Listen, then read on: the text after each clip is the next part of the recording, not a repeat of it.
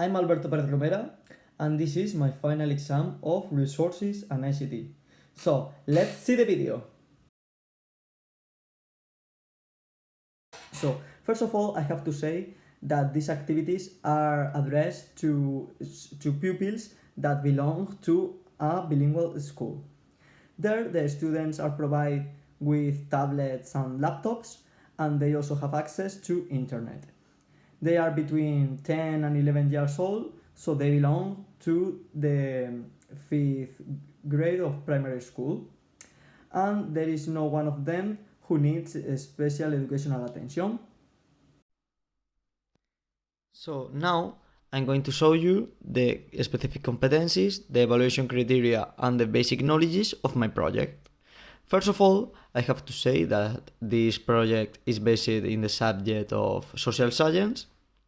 And now, for example, these are the specific competencies, the evaluation criteria. Here there are more. And finally, the basic knowledges.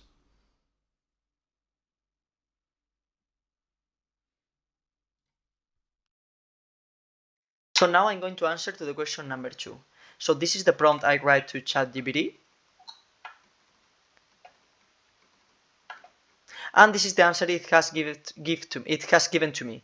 So it has created me 3 activities, and I think they are very good activities. The only thing I want to change is, for example, the time of them, because I think they are so long.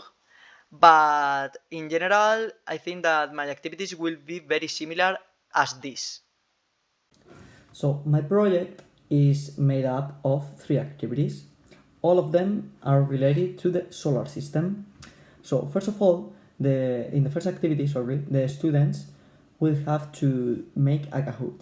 First of all, I will show them a Kahoot that is going to be made by myself, and then the students will play to it in order to know what knowledge they have about it. Then the students will divide in groups of 4 and 5, and they will have to create a Kahoot. They searching information in Google or whatever they want.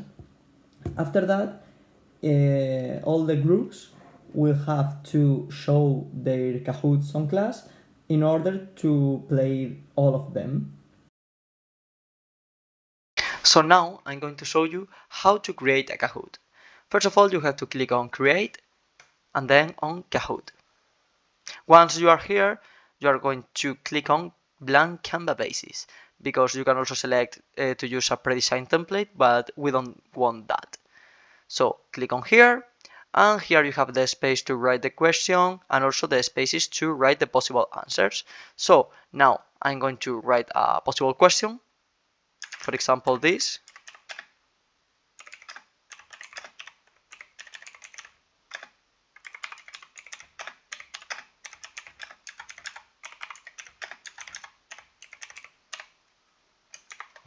And then here you can write the possible answers. So for example, I'm going to write Mars, Venus, the Earth, and Jupiter.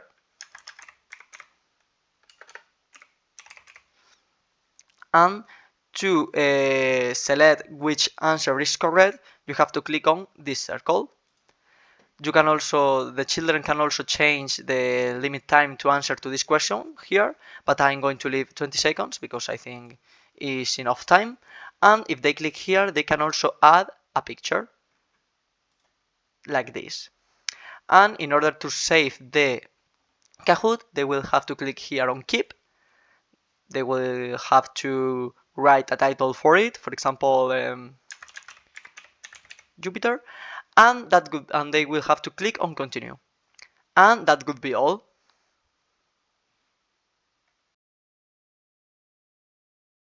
So now I'm going to show you how to play the Kahoot that I will show to the students as an example before they have to create their own Kahoots in groups of 4.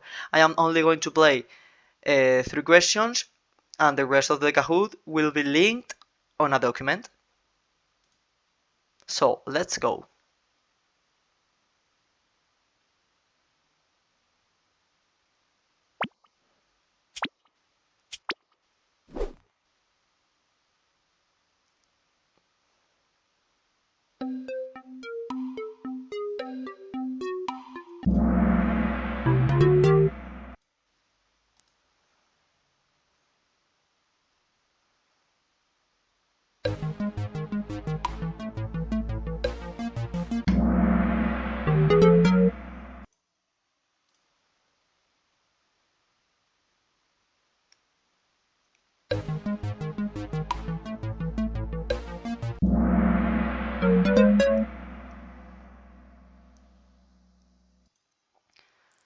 And that could be all. So now I'm going to show you the rubric I'm going to use to evaluate the Kahoots of the groups. So it is divided in 3 points: research, and these are the points; the Kahoot creation, and these are the points; and the collaboration and participation in their respective groups. So once the first activity has been completed, the students will move on to the second activity. This will consist on making an stop motion video. So to make this video, they will have to do it with an app called Stop Motion Studio. And to make the video, they can use whatever the materials they want: plasticine, toys, plastic figures. It doesn't matter. But they have to remember that the video must be related to the solar system. And now I'm going to show you the example I will give to the students and how to make an stop motion video. So once the students are in the app stop motion video, they will have to click on new film, and then they will have to click on the camera image. And here they will have to take the photos of the objects that they want, like this, and then they will have to move the objects in order to simulate movement in their video.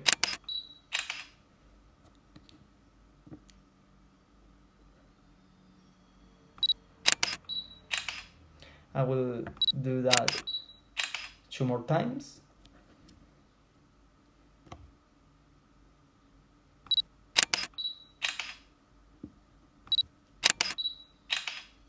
And now we are going to see our final stop motion video.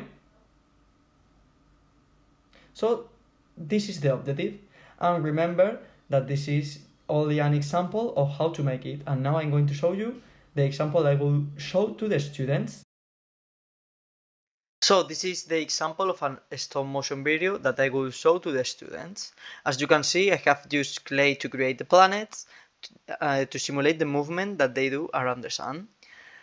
And this is how it looks.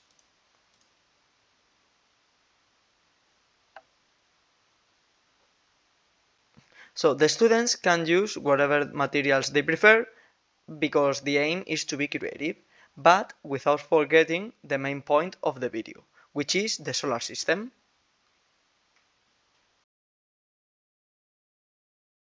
And now I'm going to show you the rubric that I will use to qualify the stop motion video of the students. This is it, and it will be also uploaded to a document. So the last activity will be to create a comic. To do that, the student will use Canva and Pixton. First of all, I will show them an example of a good comic made by me, and then I will show them a video about how to do it. And now I'm going to show you how to make a comic.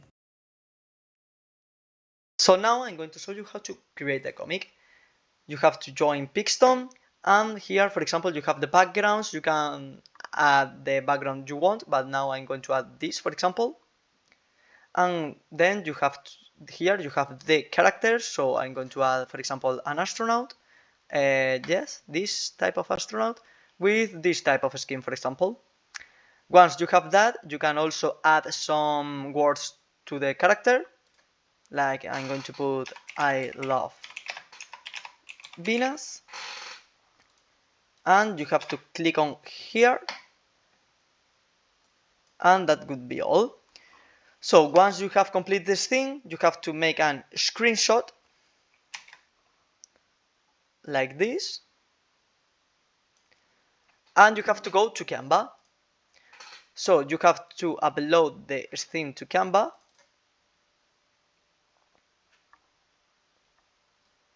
And I have uploaded some other photos. And you have to put them in order to make a comic. And that would be all. And this is how a final comic should be. With these structures, with this type of pictures. And that will be all for this activity. And this is the rubric I will use to grade the comic. So this is. This rubric will be uploaded to a document too, like the other ones.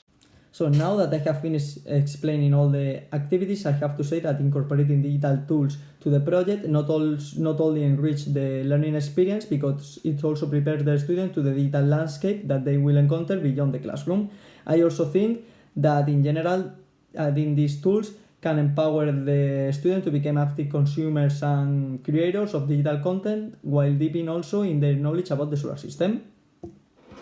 So now I'm going to show you the classification of the 4 tools that I have used: Kahoot, Stop Motion Studio, Pixton, and Canva. I will categorize them all in the works well column, but the thing that stood out to me is the column of archiving, saving, and exporting data in Pixton, this part. In this part, I have chosen serious concerns because of the characteristics of the rubric fit with it, in my opinion.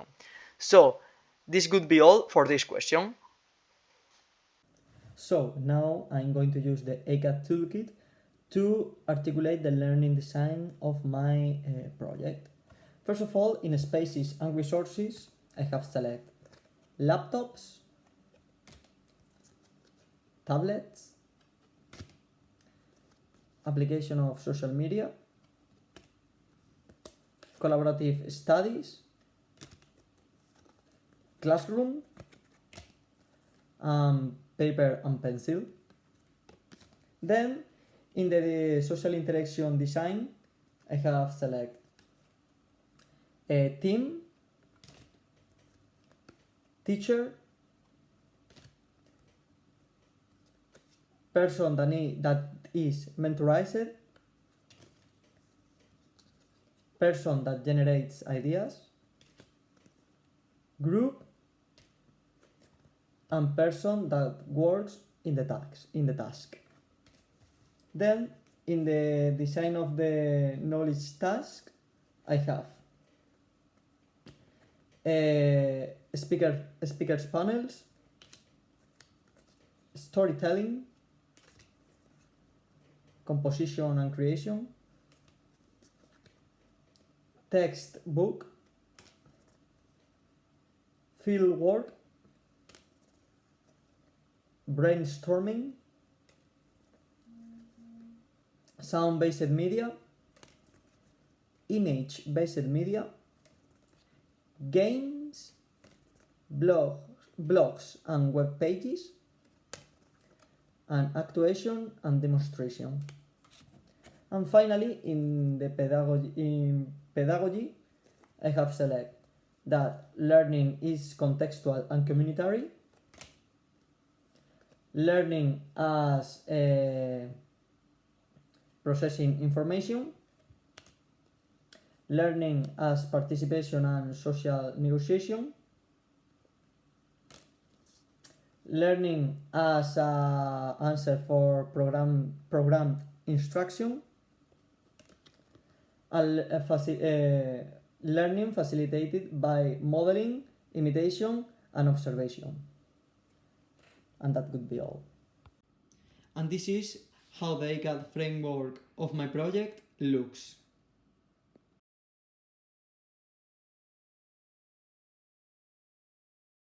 So this is my PLE diagram. The first app we can see is ChatGPT. I haven't used this tool so much before, only a few times last year when I discovered it, but this year I have used it a lot.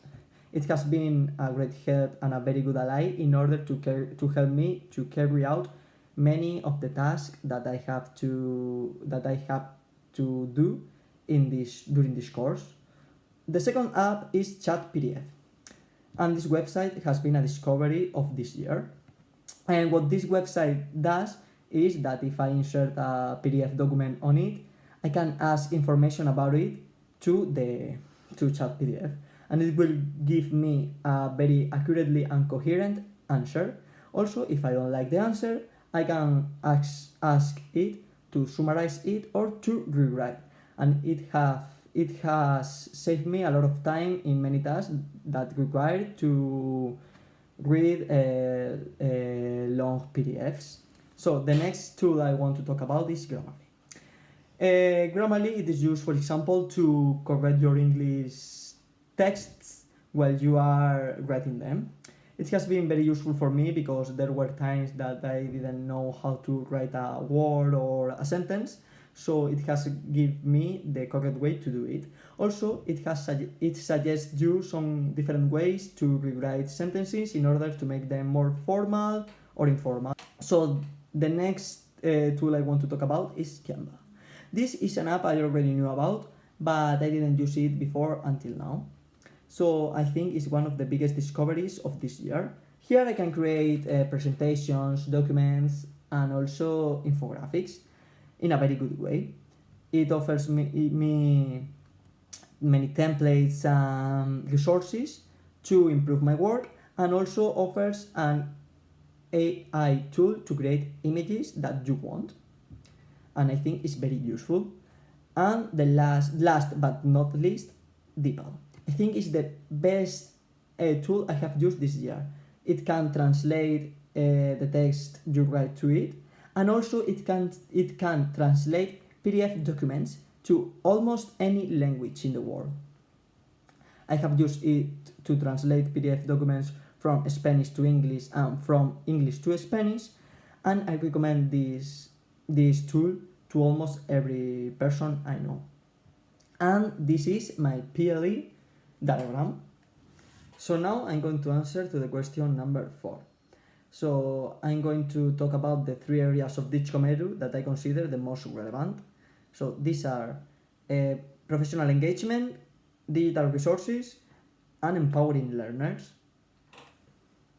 So when we talk about professional engagement, we are referring to the educator's ability to effectively use the digital technologies to improve the communication, the collaboration, and the professional development within the educational context. So this not only benefits the individual educators, because it also contributes to the innovation and effectiveness of the teaching practices within educational institutions. I relate this part of Ditchcomeru to the tasks 4, 5, and 6, because we are talking about continuing innovating in the way we take the lessons. So these new technologies as Codec Rockies, MergeCube, and Stop Motion apps can help us to do that. So when we talk about digital resources, we are referring to a wide range of educational materials such as online videos and interactive apps. It's essential for educators to not only identify the resources that align best with their teaching style, they also need to integrate them into their lessons, and they need to have a good control of them. I relate this part of Ditchcomeru to the task 7, because in this task we have to evaluate an app using some criteria such as the security, the data protection, and the design. So I think we must consider these factors to ensure the responsible use and management of the digital resources. So empowering learners involves creating environments where the students can take the control of their learning journey. Digital technologies are essential in this process because they promote the active engagement, allowing the students to explore topics and to create their own projects. Digital tools also facilitates personalized learning. So it is crucial to address the potential disparities in the access to technologies and digital skills, working to make them accessible for all the students, including those with special educational needs. So I relate this part of Ditchcomeru to the task number 10. In this task, we worked with the UDL, the Universal Design for Learning, which aims to create inclusive educational environments by addressing the diverse learner needs. And this is similar to the goal of empowering learners.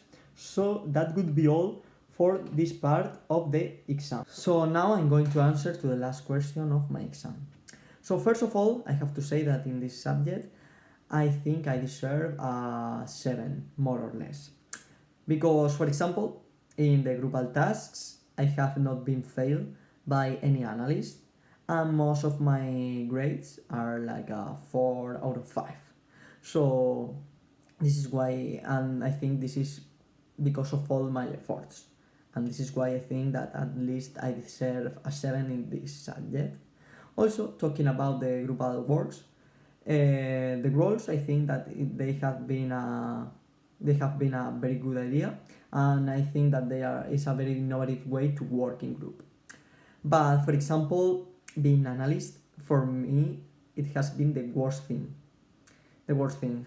because I didn't like to having to grade my partners because they are my friends, and it was very hard for me because, for example, it made me think a lot, and I also have many doubts about what grade it give to each person.